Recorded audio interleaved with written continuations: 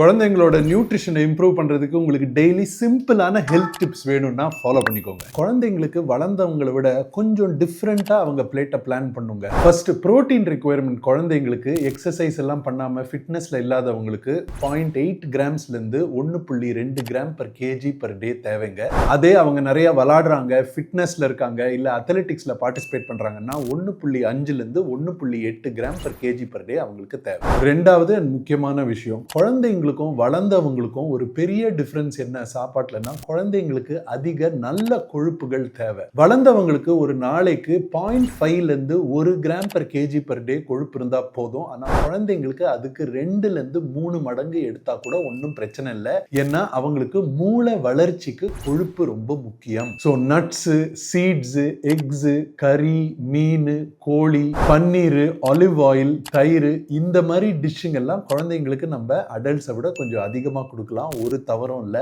ஒரே விஷயம் மட்டும், கேலரி பேலன்ஸ் பார்த்துக்கணும், இல்லைனா குழந்தைங்களும் ஓவர் வெயிட் ஆயிடுவாங்க. இந்த கொழுப்புங்களை நேச்சுரல் சோர்சஸில் கொடுங்க. ரொம்ப டீப் ஃப்ரைட் ஃபுட்ஸாக இதை ஆட் பண்ண வேண்டாம். இதோட சேர்ந்து வெஜிடபிள்ஸும் சின்ன வயசுலேருந்தே இன்ட்ரடியூஸ் பண்ணால் அவங்களுக்கு நார் சத்தும் கிடச்சிரும், வயிறில் பிரச்சனை எல்லாம் வராது. நீங்கள் உங்கள் குழந்தைங்களுக்கு எவ்வளோ ப்ரோட்டீனோ ஃபேட்ஸோ கொடுக்குறீங்கன்னு கீழே கமெண்ட்ஸில் போடுங்க. அண்ட் இந்த வீடியோ உங்களுக்கு பிடிச்சிருந்துச்சுன்னா இதை ரீபோஸ்ட் பண்ண மறந்துடாதீங்க.